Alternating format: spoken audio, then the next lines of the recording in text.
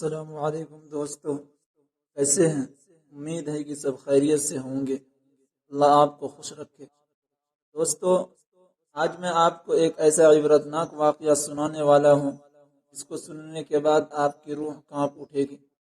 دوستو، آئیے آج کا ویڈیو شروع کرتے ہیں۔ اس سے پہلے آپ سے ایک درخواست ہے کہ اگر آپ میرے چینل پر پہلی مرتبہ آئے ہیں، چینل کو سبسکرائب کریں، بیل آئیکن کو دبائیں۔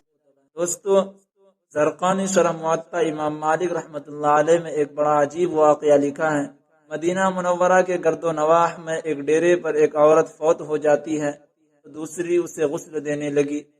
جو غسل دے رہی تھی، جب اس کا ہاتھ مری ہوئی عورت کی ران پر پہنچا تو اس کی زبان سے نکل گیا، میری بہنوں، یہ جو عورت آج مر گئی ہے، اس کے تو فلاں آدمی کے ساتھ خراب تعلقات تھے۔ غسل دینے والی عورت نے جب یہ کہا تو قدرت کی طرف سے گرفت آ گئی۔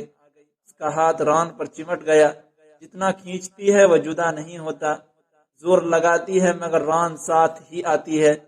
دیر لگ گئی، میت کے ورثہ کہنے لگے، بی بی جلدی غسل دو، شام ہونے والی ہے، ہم کو جنازہ پڑھ کر اس کو دفنانا بھی ہے۔ وہ کہنے لگی کہ میں تو تمہارے مردے کو چھوڑتی ہوں مگر وہ مجھے نہیں چھوڑتا۔ رات پڑ گئی مگر ہاتھ یوں ہی چمٹا رہا، دن آ گیا پھر ہاتھ چمٹا رہا۔ اب مشکل بنی تو اس کے ورثہ علماء کے پاس گئے۔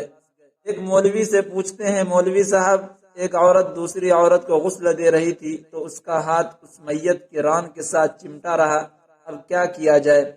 وہ فتویٰ دیتا ہے کہ چھری سے اس کا ہاتھ کاٹ دو۔ غسل دینے والی عورت کے وارث کہنے لگے، ہم تو اپنی عورت کو معذور کرانا نہیں چاہتے، ہم اس کا ہاتھ نہیں کاٹنے دیں گے۔ انہوں نے کہا فلاں مولوی کے پاس چلیں، اس سے پوچھا تو کہنے لگا چھری لے کر مری ہوئی عورت کا گوشت کاٹ دیا جائے، مگر اس کے ورثہ نے کہا ہم اپنا مردہ خراب کرنا نہیں چاہتے۔ 3 دن اور 3 رات اسی طرح گزر گئے، گرمی بھی تھی، دھوپ بھی تھی، بدبو پڑنے لگی۔ گرد و نواح کے کئی دیہاتوں تک خبر پہنچ گئی۔ انہوں نے سوچا کہ یہاں مسئلہ کا کوئی حل نہیں کر سکتا، چلو مدینہ منورہ میں۔ وہاں حضرت امام مالک رحمۃ اللہ علیہ اس وقت قاضی القضاء کی حیثیت میں تھے۔ حضرت امام مالک رحمۃ اللہ علیہ کی خدمت میں حاضر ہو کر کہنے لگے، حضرت ایک عورت مری پڑی تھی، دوسری اسے غسل دے رہی تھی، اس کا ہاتھ اس کے ران کے ساتھ چمٹ گیا، چھوٹتا ہی نہیں، 3 دن ہو گئے، کیا فتویٰ ہے؟ امام مالک رحمۃ اللہ علیہ نے فرمایا، وہاں مجھے لے چلو۔ وہاں پہنچے اور چادر کی آڑ میں پردے کے اندر کھڑے ہو کر غسل دینے والی عورت سے پوچھا، بی بی جب تیرا ہاتھ چمٹا تھا تو نے زبان سے کوئی بات تو نہیں کہی تھی؟ وہ کہنے لگی، میں نے اتنا کہا تھا کہ یہ جو عورت مری ہے اس کے فلاں مرد کے ساتھ ناجائز تعلقات تھے۔ امام مالک رحمۃ اللہ علیہ نے پوچھا، بی بی جو تم نے تہمت لگائی ہے، کیا اس کے 4 چشمدید گواہ تیرے پاس ہیں؟ کہنے لگی، نہیں۔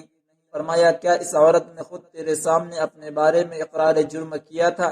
کہنے لگی، نہیں۔ فرمایا، پھر تو نے کیوں تہمت لگائی؟ اس نے کہا، میں نے اس لیے کہہ دیا تھا کہ وہ گھڑا اٹھا کر اس کے دروازے سے گزر رہی تھی۔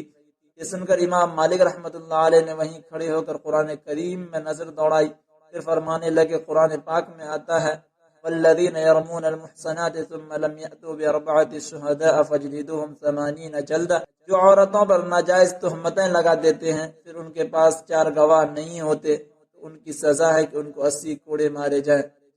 انہیں ایک مردہ عورت پر تہمت لگائی، تیرے پاس کوئی گواہ نہیں تھا، میں وقت کا قاضی القضاء حکم کرتا ہوں، جلادو اسے مارنا شروع کر دو۔ جلادوں نے اسے مارنا شروع کر دیا، وہ کوڑے مارے جا رہے ہیں۔